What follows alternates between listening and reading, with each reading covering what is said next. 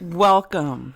Welcome to the podcast. Who Asked Us? The unsolicited opinions of two romance authors. I'm Jolene Navarro, the mother of Storm Navarro. And I'm Storm Navarro, the not mother of Jolene Navarro. No, she's the mother of Juvia. Yeah, my dog is here. She says hello. She's being all needy. I should have closed the door, honestly. Oh, yeah. Yeah, no. We usually do that. Now I can't kick her out because then I sound like a bad mom. Get out of here. No, you can stay. Oh, yeah. I talked to you. Yes, I did.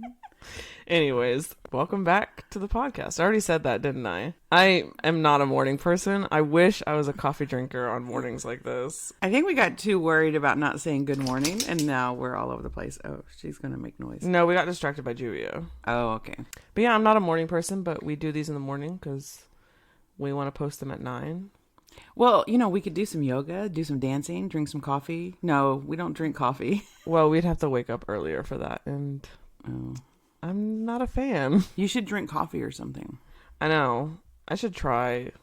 I mean, I've tried coffee before, but I just don't like the bitterness. Well, if you've put enough sugar and milk and crap in it, I know. You know, hide the coffee. I don't know how Dad does it. I don't understand that. I don't understand people that drink coffee, but they don't like the taste of coffee, so they drowned it in other things. I know. I think Katrina is actually looking to try a coffee that she likes because she doesn't like the bitterness either, but she's like, I remember she posted on Facebook asking people for suggestions, like who don't like the taste of coffee, but they need the coffee because they have a hard time being There's like, other ways to get caffeine. Yeah, energy drinks. Well, I was thinking teas. Oh, yeah. Oh, no, that's it. She found a energy drink kind of that's a tea, and it's like a natural... Oh, so it's not all has the... some sort of, yeah, I can't remember what it is, the ingredient. Do you know what it is? Energizer. No, she could tell you. So we're talking about something that we don't know what it is. No, other people will know what it is. And she'll leave a comment. Okay. Tell us what it is. Katrina, it's a tea. Tell us what it is. But anyways, second time derailing.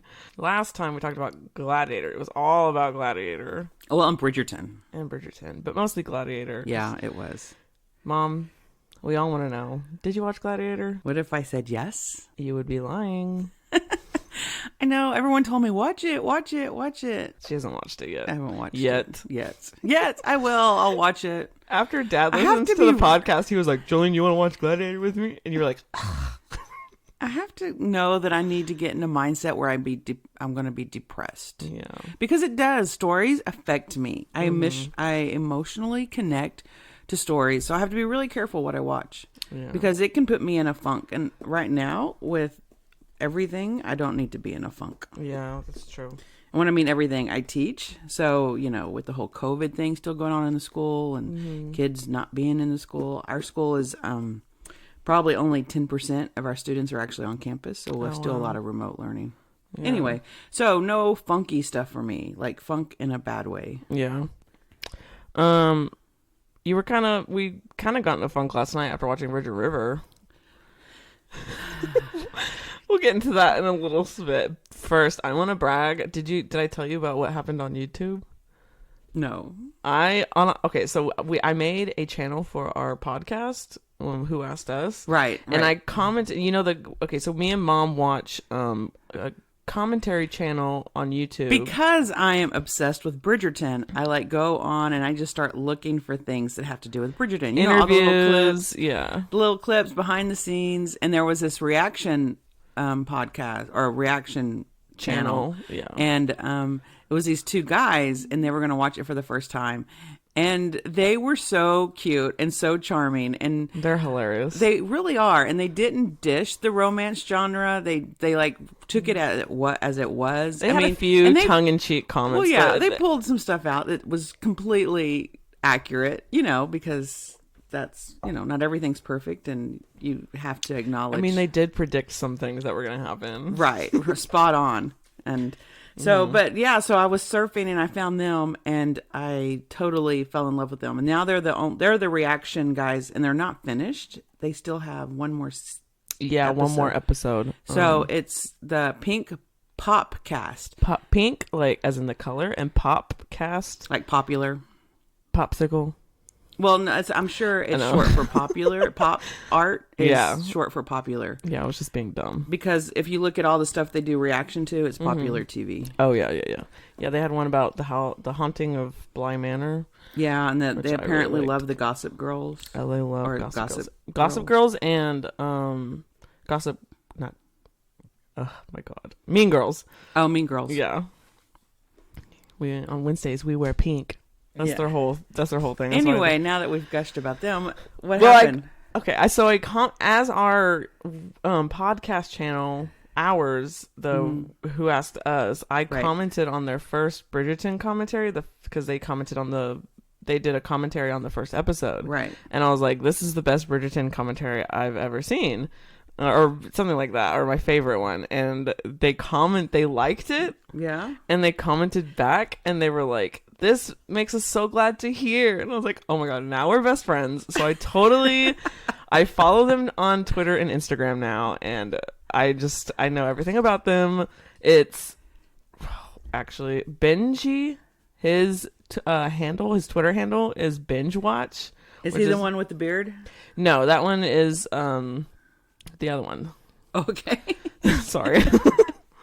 He's the karaoke master. Oh, karaoke master. Which is true, because so on his Twitter bio, it says karaoke. He's an actor and a karaoke master. Right. And it's true, because if you watch their commentaries, remember when in Bridgerton, when they do the instrumental music. Oh, he knows the pop music. He's able to say the lyrics without any lyrics on the screen. Right, but he recognized the music immediately, and then he would starts start singing. And I was because remember when we watched Bridgerton, and I was like, that sounds familiar. It sounds familiar, but I could not for the life of me figure out what they were, unless I saw the title of the song. Right, and we're like, wow, he's really good. Yeah. So that makes sense that he's into music and acting, because they also are spot on. I think they seem to have a lot of knowledge on story structure. Yeah, and the beats that a story goes through. So Benji is my best friend now. And the other one, I forget his name. This is horrible. No, but I have He's the one that does all the work. He does all the editing. He does all the editing of the videos, which is hilarious, because sometimes they'll have like little edits that are He does a good job really editing. But I have a little bit of an internet crush on him. But I don't remember his name. Is that bad? Yes, it's bad. I think his name's Rizzo. Rizzo? As in from Greece? That's what he calls him in one of the episodes. Oh, He's okay. like, Rizzo. He doesn't sound like that, but that's just me. That was just me sounding dumb. But yeah, Josiah J. Rizzo. So have you tried to comment on any of their other stuff to see if you get a reaction? No, I'm too shy. Oh. Maybe I should. Yeah. Because I commented, but they didn't respond to me. I commented as me, just Jolene Navarro, middle-aged white woman. But they're both adorable, and they're both hilarious, and I want them to be my best friends. They are cute. I want to hang out with them. They're funny, witty, cute. Mm-hmm. I'd have dinner with them. That'd be fun. Oh my God. That would be so much. I'd go karaoke with them. So they did the whole thing on Bridgerton, right? Right. Sorry. We've been derailed again. I'm just gushing over it. I'm popular on YouTube now. Sorry, guys. I'm famous. But... You're pathetic. No. You're just jealous. Oh my God. This is what fame does to me. Oh. Anyway. And I want to tear you down. Oh my gosh. Okay. My first hater. Virgin River. We watched that. Okay. Thursday and Friday. So well, yesterday. I watched the first season. I was super excited about it because You read the books. I read the books, and a while back. I didn't read them when they were new. I found them when I first started listening to audio, Audible. Right. And I devoured the whole series. I think it's like 22. I might be wrong. Yeah. But it's a bunch of books. I don't know exact number, but I listened to one after another, and I got so sad. And we're talking about 20 some odd books here. I got so sad when I got to the last one because it was a town that I wanted to go visit. I literally had never had such a strong response to characters. Right. Not all the books had characters that I absolutely devoured, but most of them did. And she did a really good job of when she built this community. that the leads obviously are Mel and Jack. Mel. Oh, Mel. Mel. Mel and M-E-L. yeah, Mel and Jack. What did I say? It's to me it sounded like male, like Mel. men. Okay. Anyway, that's a Sorry. possibility. So Mel and Jack are the leads, right? Right. And they're like the cornerstone of the series. So they have their romance, but they also, like any married couple, things happen. But they're not the leads in the other book, but they're always there. Right. Preacher is always there. Absolutely adore Preacher, right?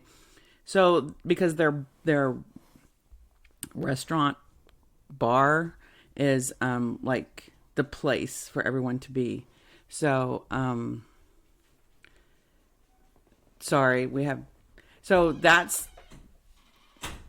he is actually one of my favorite heroes because I don't if anyone ever talks to books about me, I'm like, tell me the story because I don't remember people's names. I don't remember characters' names, and they just stuck with me, and I loved him as a hero so much. He was like the perfect hero for me. Yeah. So I was excited. When they made it into a series, right? So, but I liked the first season. The first season, well, yes, it first started off with high hopes. Yeah. And the setting is incredible. I mean, they did because we're in the Texas Hill Country, right? Right. I'm very familiar with Texas landscape from the east to the west, north, south. And I've been along the East Coast a lot, but I have never been in that part of the United States, which is northern California. Yeah, the West Coast. Well, I've been in California, but Los Angeles, Oregon and Washington, San Francisco. I've been there, right? Right. But I've never been up Oregon, Washington, the very north part of California where takes place. And so I couldn't visually quite get the town, how it lays out, when they talk about it. Oh, in the book? Yeah, I didn't feel, I thought she did a great job describing it because I'd never been there. So I thought I could kind of see it. But seeing it on screen is phenomenal. Yeah. I mean, they built this set that looks just like what I thought it would look like. I mean, I want to go visit. I know.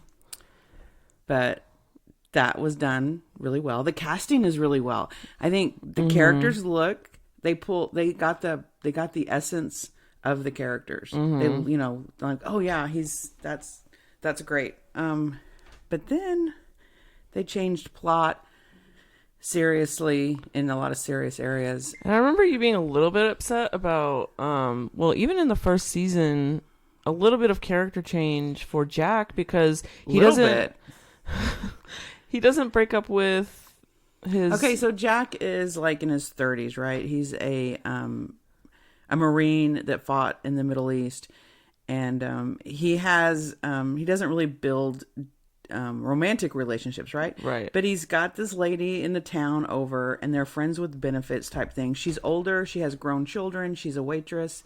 Oh, I didn't know she had grown children. Yeah, so she wasn't looking for relationships. Wow. She just they're just friends that hook up. Right. Right. And as soon as Mel comes into town and he realizes that he's maybe likes her, he goes and visits his friend and talks to her about it. And they just talk about it. And he doesn't see her any more than that way. So he's not a character that would have feelings for one person and sleep with another person. Right. And so so that's like the integrity of a character that you've completely changed. That's a hard thing to change in one of your male lead. Yeah. And that's what you liked about him? Yeah. Well, and he got the wrong girl pregnant. Right. Oh, in the show? Yes. Total spoiler alert. Well, okay. Well, for the books. Do you think they're going to do it in the show later? Because you don't want to give spoilers if people are watching and they've never read the books. I, at this point, don't trust them to have any link to the show. They could do it later. Yeah, but now he's got the twins coming. Oh gosh, we're getting in a lot of spoiler territory.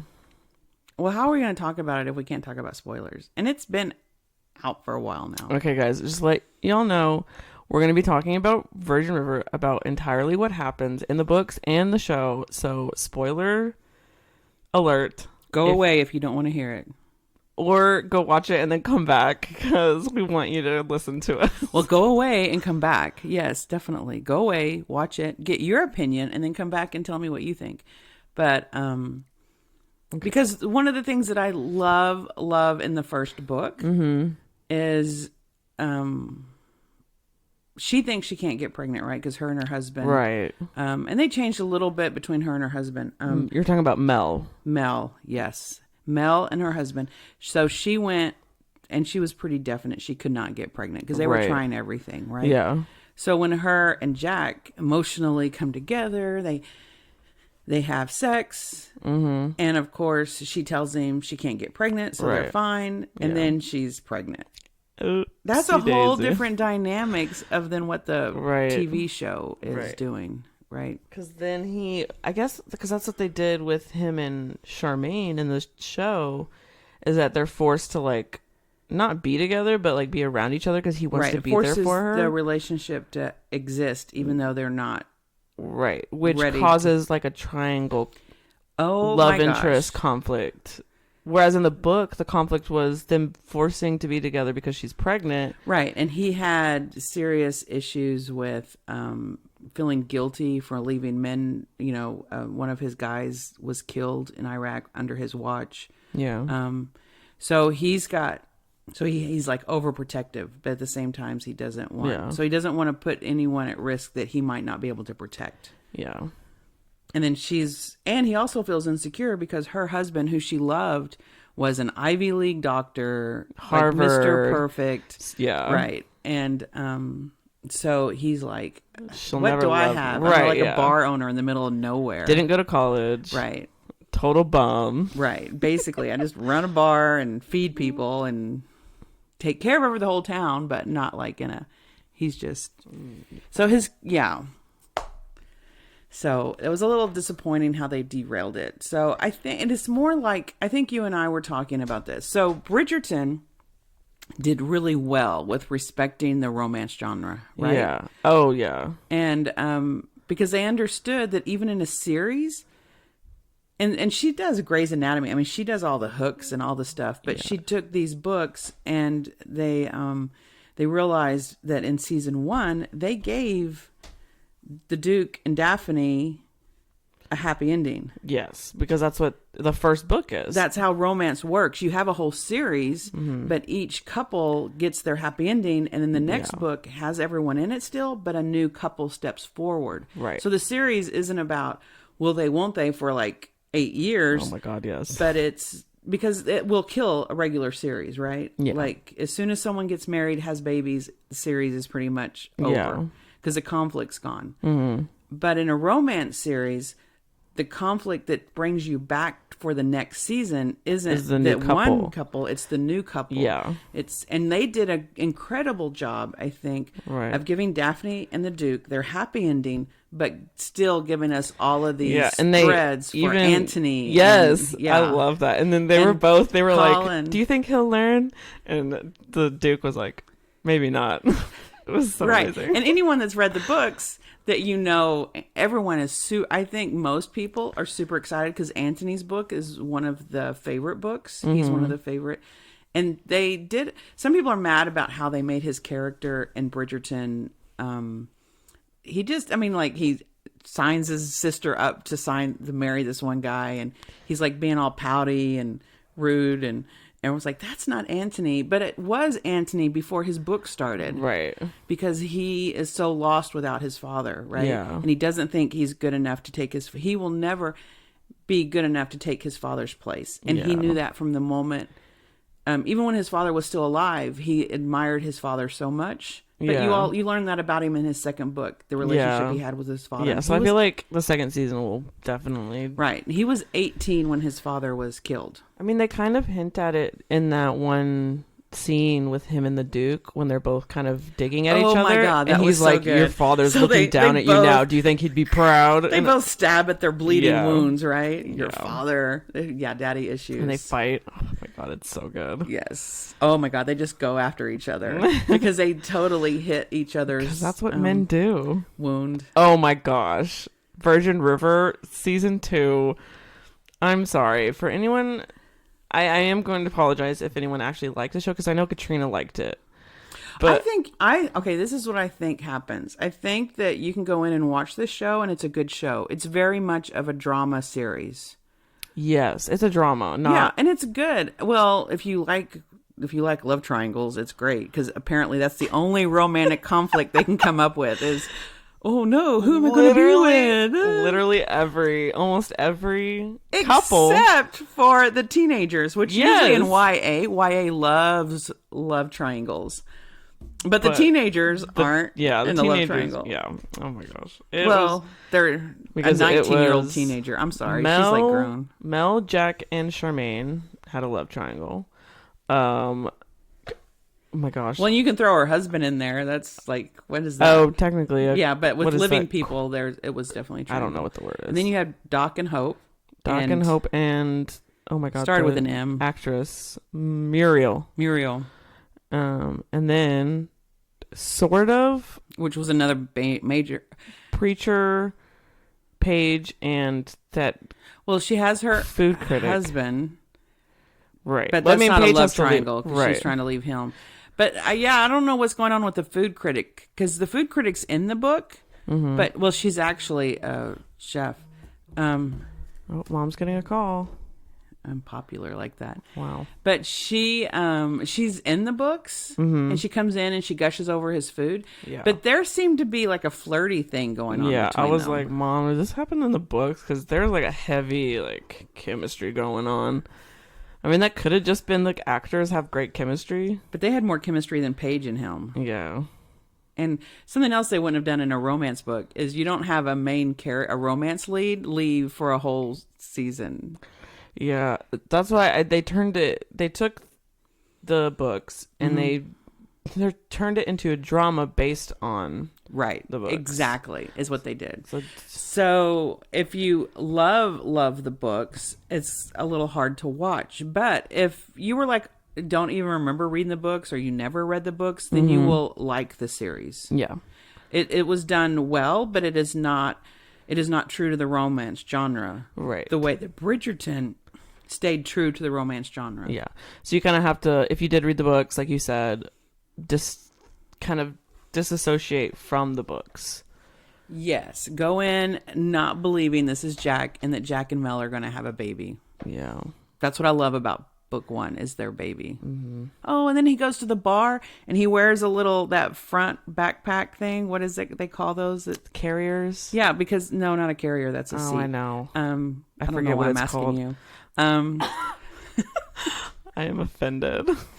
Oh my God, you've never done anything with little baby children. That's true. But because she's running around, doing doctor stuff. Right. And so he's at the bar, so he takes the baby to the bar with him. So he's tending bar with the baby strapped to his chest. It's so cute. I know. I wanted to see that. Like, so every time we would watch it, you're like talking about all the stuff that happens in the books. I'm like, I want to see that. Like, it sounds adorable. And it doesn't happen. Nope. But it is adorable. That's okay. But so I think sometimes, and that's why usually I don't have high hopes when I hear that a romance has been been optioned for a movie and stuff. Because usually it loses something because they try to make it for TV. Mm-hmm. And if it's TV people doing it or movie people doing it, they don't necessarily understand the romance genre and what we love about the romance genre. They don't respect it, Right. I guess. So, but I'm surprised how well Shonda Rhimes has stayed true. Well, I think she's to a the fan. genre. The thing is, Shonda Rhimes is a romance novel reader. She's a reader, so she's a fan of romance. Right. Whereas the people who They're just movie and Hollywood people. did Virgin River, they're And it seemed like most of the people on set, and this doesn't happen. Okay, so a friend of mine, Terry Wilson, had a book turned into a Hallmark movie, Unleashing Mr. Darcy. And they did really well, right? Mm-hmm. And I thought we actually went and watched it, and we were kind of scared, but it was done really well. Yeah. Of course, it's Hallmark, so they're going to stay a little bit truer to romance genre, but not always. So there's always some sort of changes. But it did really good, and the cast, the people they cast were really well. And Terry said that the lead actress actually read the book, which doesn't happen a lot in the movie industry, like, TV industry. I just need the script. Give me the script, and they don't think about the book. But in Bridgerton, they've all talked about how they read the books. Right. Sometimes I wonder if they're even told it's based on a book, or like, here's a new script. Like, right, they don't care. Right. I wouldn't say they don't care. They just aren't. I would say they aren't informed, and then it just never brought up, so they don't know. No, they have a job. They have a script, and to them, the script is the job. Right. Yes, I agree with you. Mom's right. Oh my gosh. Anyway. They don't have time to read. I mean, there's jokes about in Hollywood they don't have time to read. Yeah, that's true. They're not going to read the book. Yeah. Just give them a synopsis. We love Hollywood. Don't hate us. But oh my gosh, no one's even listening, so I don't worry about it. But Reggae and Reggae, they all have talked about how they read the books, right? And so that's interesting to me that. Because some of the characters are so spot on in the books that I'm like, oh, they like just stepped right out of the book. Yeah. Lady Danbury? Danbury, is that her name? I'm horrible with names. Lady Danbury, yeah. She's so cool. Oh my God. And she is so much like I would picture her in the books. I love her. Of course, in the book, she's white. And in the movie, whoever dressed her, like did her wardrobe. Oh my gosh. Gorgeous. Was like in love with her because she looks amazing in every single scene. Those collars and those hats and those eyebrows. I'm like tearing up a little bit because I get emotional. She's amazing. She is. She really is. Yeah. It's just... Because, so it's just kind of like one of those things, because we were watching the commentary guys, the Pink Popcast, and they're like, when they first started watching the first episode, they're like, this must be amazing for them to like be able to do this period drama, like acting, like serious acting on TV or a TV series, and being able to dress in those cool costumes without it being a theater production. Like, this is like an actual, I mean, for, Black people. Oh yeah, people of color. So because you have the cast is so diverse. Yeah. And usually if you've got darker skin, you're going to be the servant. Yeah. At the best. Yeah. So here they're the leads. Mm-hmm. And which is actually super accurate, because if you go back, because they talked about actually I looked in the comments, and some people were talking about historically Queen Charlotte was said to be. There are some historians that believe that there are some historians that believe that Queen Charlotte, and if you look at her portraits, some of her the features that she has, and it came up when Harry married. Oh my gosh, I don't know. The real royal family. My mind went completely blank. The American. Oh, Meghan. Oh, yeah. I thought we were talking about back in the day. I said the real world. But when that came up, that's when people brought it up again, that the royal family already has connections to African descents. Mm-hmm. I don't know if I said that right. So, and it's Queen Charlotte that they point to. And back then, when Queen Charlotte became queen, I think there was kind of like this, that stigma that I just remember some of the comments saying how some freed people were able to rise up in status a little bit, and there actually was nobility. So the Duke being a black guy would not be that far-fetched. I just don't know if... Well, I think they probably would have also, like Queen Charlotte, if she did have that connection. Not a Duke, obviously, but like... But if Queen Charlotte had that connection, it would have not been told.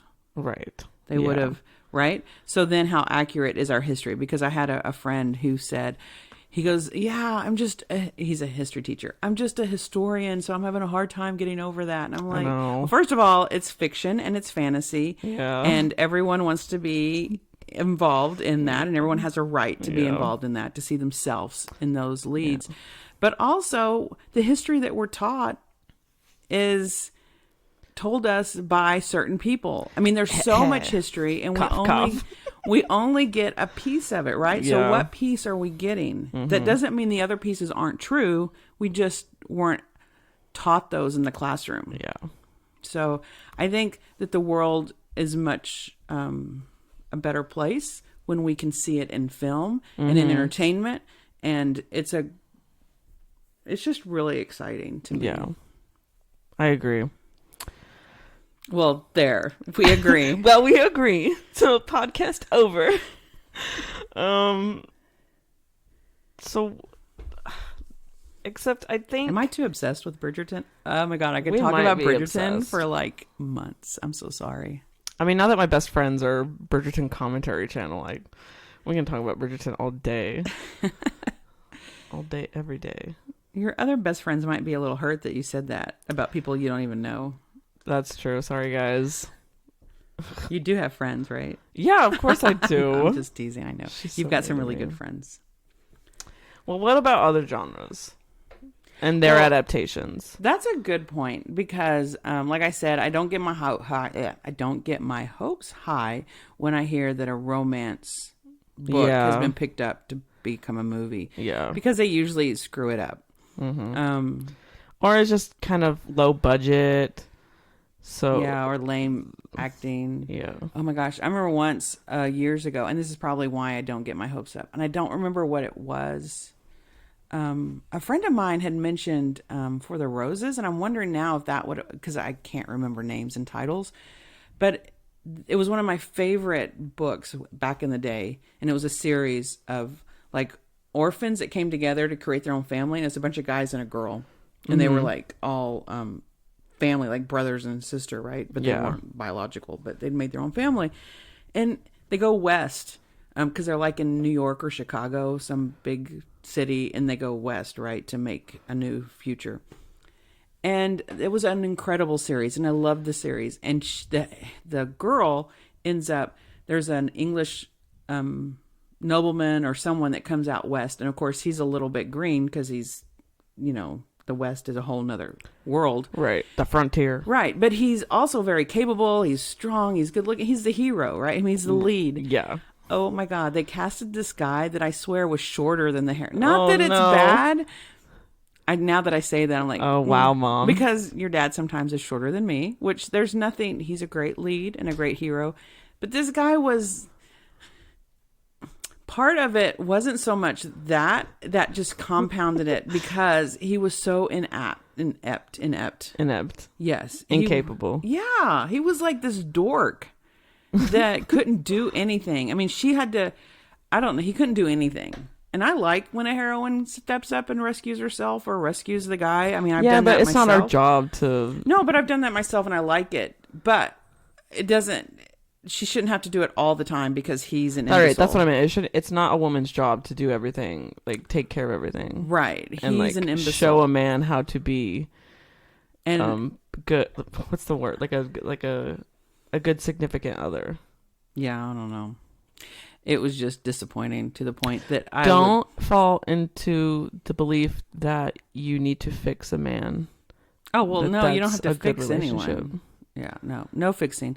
The only person you can fix is yourself. And a true romance, a really good romance, understands that. Yes. Understands that you as the person, the female or the hero and the hero or the female or whatever, that you have to be in a good place first before you can give yourself to someone else. Right. Before you can truly love someone, right, you have to be able to be loved and love yourself. Now the character's like feelings for that person that they're probably denying themselves can be a catalyst for that realization, that self-realization that I need to change. Yes. And that other person, wanting to become a better person, situations, conflicts that you build. I mean, it should be intentional, that it all pushes you to that area. But it's not the other person fixing you. Yeah, telling you. It has to be internal and it has to be self-driven. And that's the character's arc, right? That's when they realize the lie that they've always believed,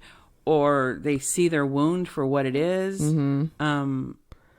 And then they have to face it, right? They have to face it alone. You can have someone with you, but you still have to face it alone, and you have to come to your own realization. Realization. Yes. So that's why having an opinion with my children all the time doesn't necessarily work, because it's not going to change them. They have to want to change, right? I mean, I can tell y'all what you should do and your life would be better, but until you're actually willing to do it, it doesn't help.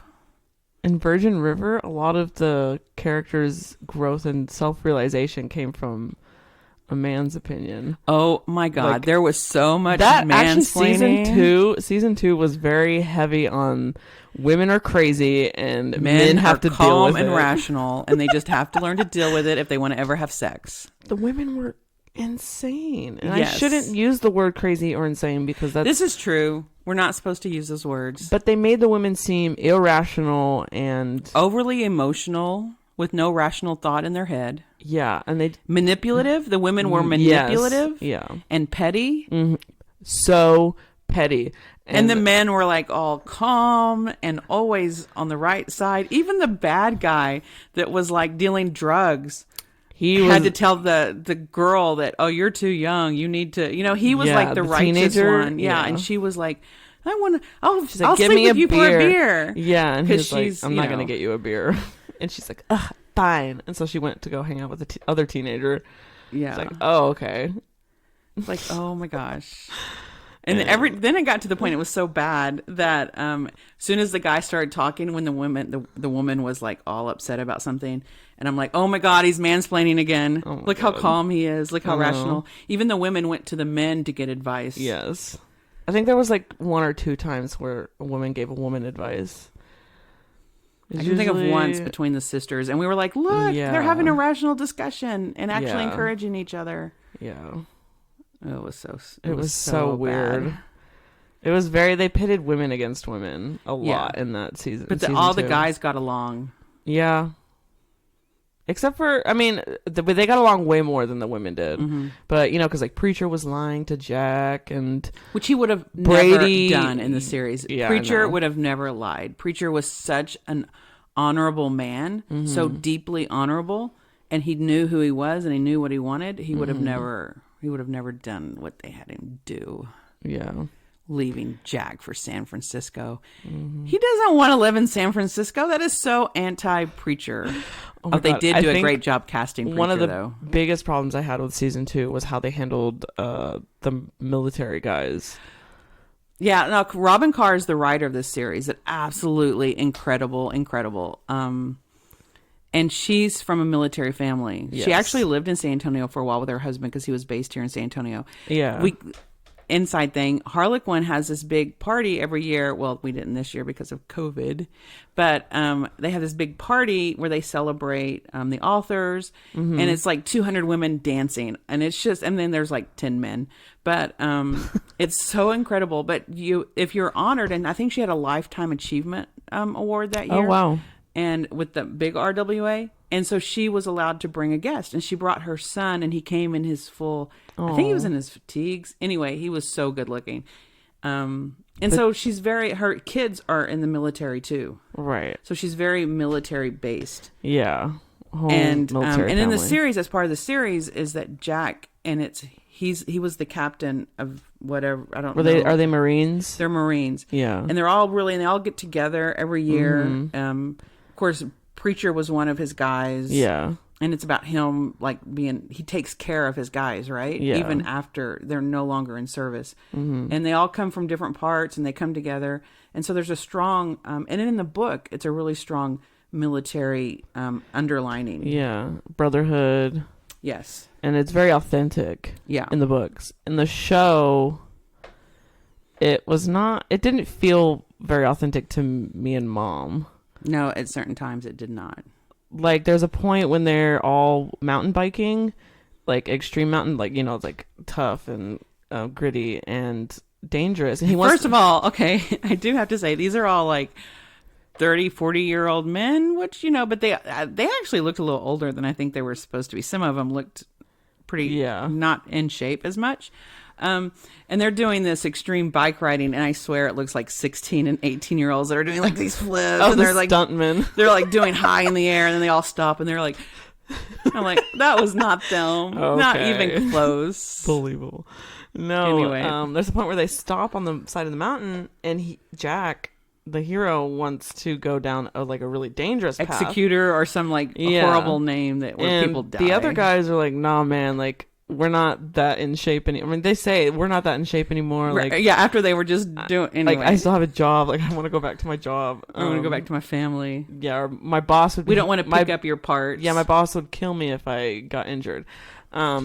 And then Jack's like, what does he say? I can't remember. Somebody follow me. You're not going to follow me, or yeah, he's like, no. He's like, yeah, y'all basically just trust me and follow wimps. me. Oh, that's what he said. He's like, yeah, just follow me. And he goes, isn't that what you said in Iraq? Well, he brought and because one of his guys died. And then because so then Jack is like, oh my god, but a Marine. They give each other a really hard time, but I don't think they would have ever gone there knowing that they lost a guy. Yeah. They would have said, no, we're not going to follow you because that's what you said in Iraq. Well, what I've been told, like Mark, Katrina's boyfriend, he would... What? Stop laughing. Yes. He would... I messed up, so my mom's laughing. My face... Well, they've been together for so long. They live together, so it's like boyfriend sounds like kind of high schoolish. Stop. Anyway.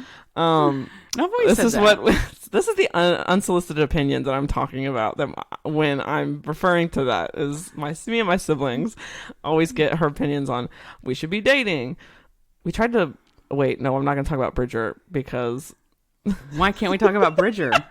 Me and Bridger are the only ones that are single now, and so my mom's always trying to hook us up with someone. I am not.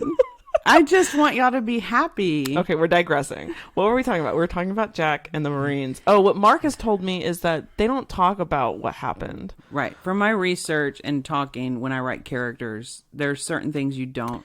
They give each other a really hard time. Yeah. I mean, they would tell him normal stuff. Right. They would tell him... I mean, they would cut him down. But yeah, they would not... They call him kind of like names, but more like... I mean, that's just what they do. Like, they're making fun of each other. But they would never say, we're not going to follow you because you asked us to do that. And... Right, they would never joke about something that happened in Iraq. Like, that's serious. Like, especially another soldier that died. Right, a soldier that died, they would never make a joke out of that. No. And they were like, oh, he just wasn't thinking. He didn't mean it. Like, that would never happen. Mm-mm. That would never happen. Mm-mm. No, that was a little annoying. Yeah. Just to create conflict. Because yeah. they wanted Jack, the writers wanted Jack to spiral. Yes. And get depressed. Yeah. Because then he starts drinking. But they didn't have to say that. And just being around the guys would bring up memories. Yeah, I agree. Because in the book, that was true. In the book, he took very seriously that one of his guys didn't come back. Yeah. And he was with him when he died. Yeah. And even if they didn't know that, like, but they were the part of his team, so they know. Oh, yeah. So it's been years, right? And then he calls the parents. He calls the parents to tell them he's sorry because he didn't want to talk to them before. Yeah. That doesn't seem true to me. It doesn't seem true to Jack, and it doesn't seem true to a leader that would have taken his job seriously. If one of his guys he would have taken responsibility immediately. He would have gone to see them or wrote them a letter. I don't think he would have just years later waited to call. Yeah. Anyway, that's just my opinion. If you have a different opinion, right? Well, no, in the books he didn't do that. That was all on TV. No. Know what I'm saying? The call and all that stuff. I think that was just in the movies. I don't think he treated it. I mean, he took it. It was one of his wounds, right? And one reason he wasn't able to love the heroine because of the wounds of not being able to take care. Right. I just meant that that was something that he it wasn't on the page, but it's obviously something he probably would have already done. Right. Like, way before, like when first, like when he first came back home. Maybe now it's been a while since I read the books. Yeah. And I want to read them again. I bet they're really good. Do they have audiobooks on them? Well, yeah, I listened to them. Actually, I never read them. Oh, you listened to them? I listened to them. All right. Hey, do you listen to books? Yeah. I love listening. I don't read anymore. I started doing audiobooks when I was when I did my MFA in writing popular fiction because our textbooks were genre books. Right, yeah. Genre. So I just listened to the audiobooks and I was like, oh my God, this is so much easier because I was doing other things like work and writing and editing. So you can multitask and listen. Yeah. It was good. We're at 44 minutes. Oh, so we went over our time. We had a question. Mom posted a question on Facebook to her friends, family, and audience. We'll have a lot of readers and a lot of writers. Yeah.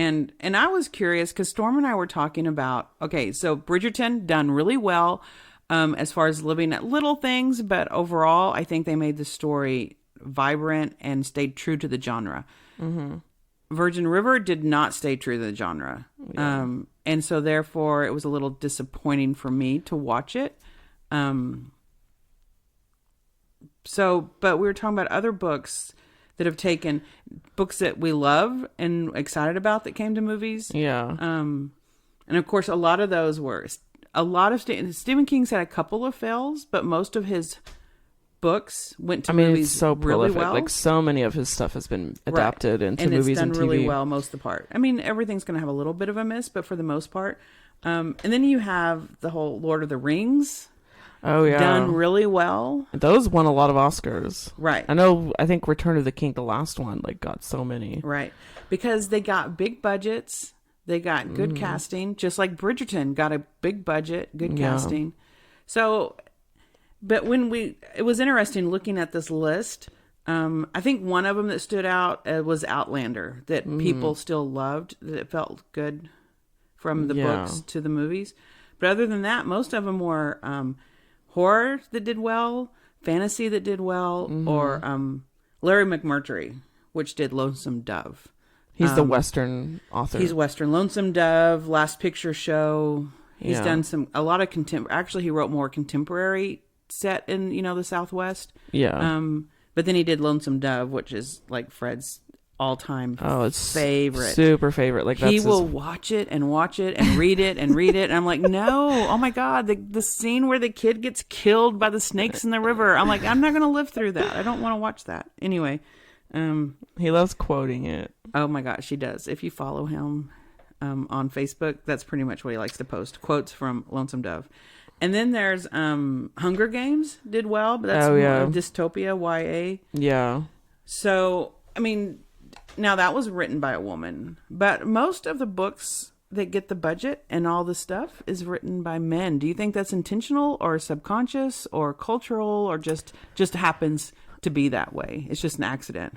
I mean, you're gonna get flack for whatever you say. I mean, it's our opinion. I personally think it is a cultural thing that is slowly being untangled and changed, because there are more. I mean, there's more.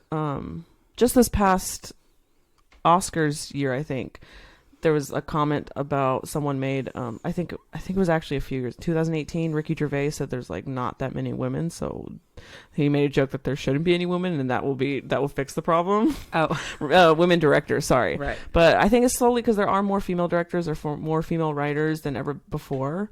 So it's slowly changing. But I think it does. The stigma comes from a culture of it's mostly a male based industry. Right. Male directors, male writers. Romance, and as you hear over again, what we hear several times is romance is a genre that's ran pretty much by women, for women, about women. Yeah. So what a lot of though, like in the 80s and 90s, maybe. I mean, even before that, when the romance genre was first kind of becoming this huge industry, it probably became really huge. The publishing houses were all men until recently, weren't they? I mean, not recently. I mean, like in the past few. I couldn't tell you. I'm pretty sure the 70s and 80s. I can't remember where I heard that from.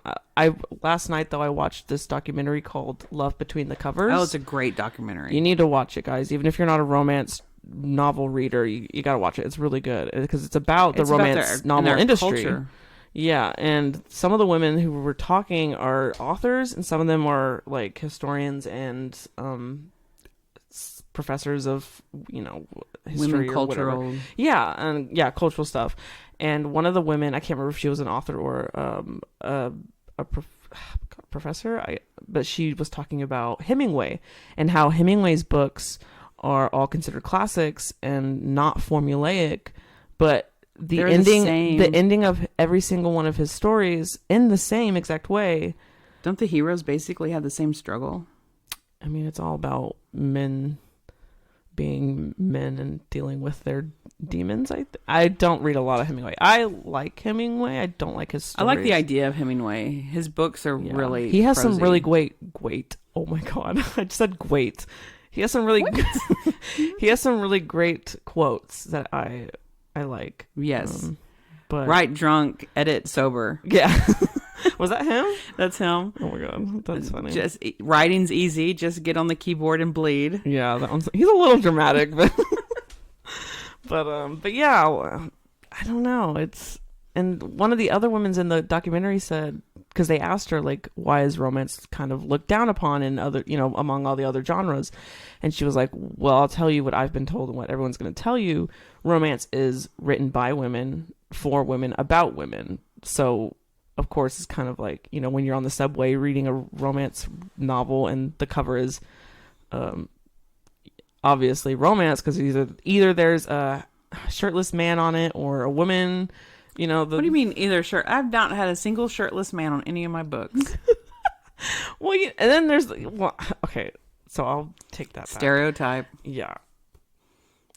One of the women said when I'm on the subway and I'm reading a romance novel, someone's looking down at me like, you read that? And so it's just kind of... I did have a family member when I first started writing say, oh, you write the trashy books, I'll pray for you. Yeah, I got the same. Oh, she didn't say she was going to pray for me, but a lady told me, it was like, oh, you mean the trash books? I was like, yeah, that's what I write. It's such a huge genre. I didn't even bother to explain to her what I write because she wasn't going to listen. Yeah.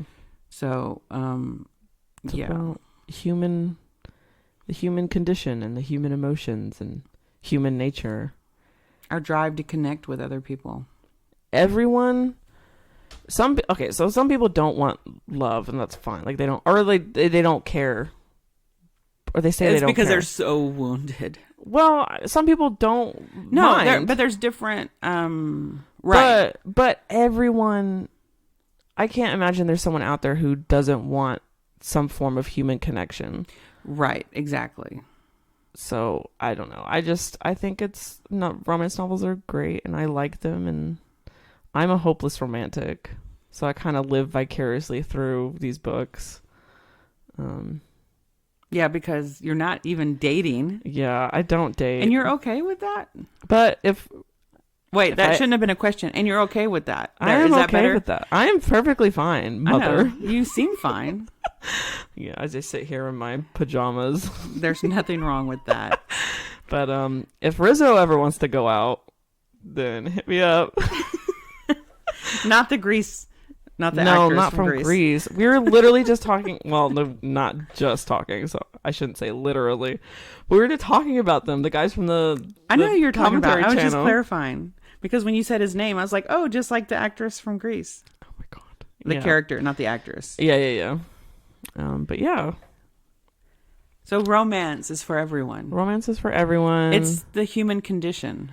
But also, if you don't like it, then you don't have to force yourself to read it. Just respect it and don't. Well, but the genre is so huge. I mean, because I don't really enjoy suspense romance, but some people, that's all they read is the suspense and the thrillers.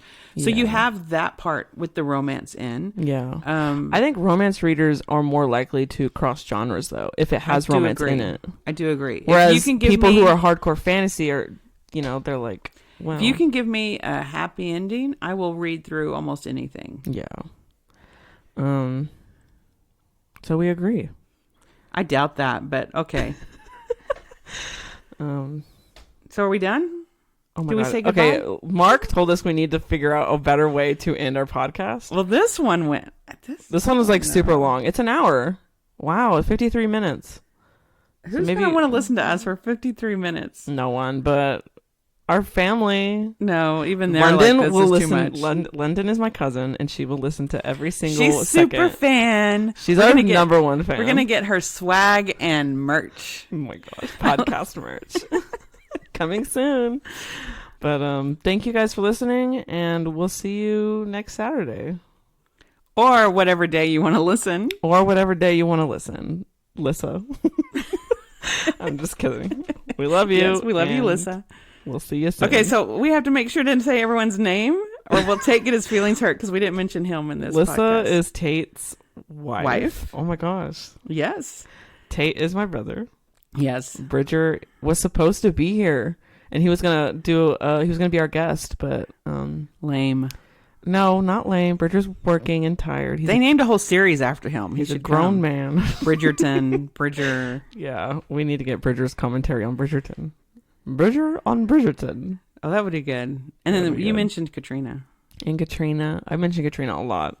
Yes, I know. But you didn't say anything about Tate this time. So all I said was we need to make sure to say Tate's name, or he's going to have his feelings hurt.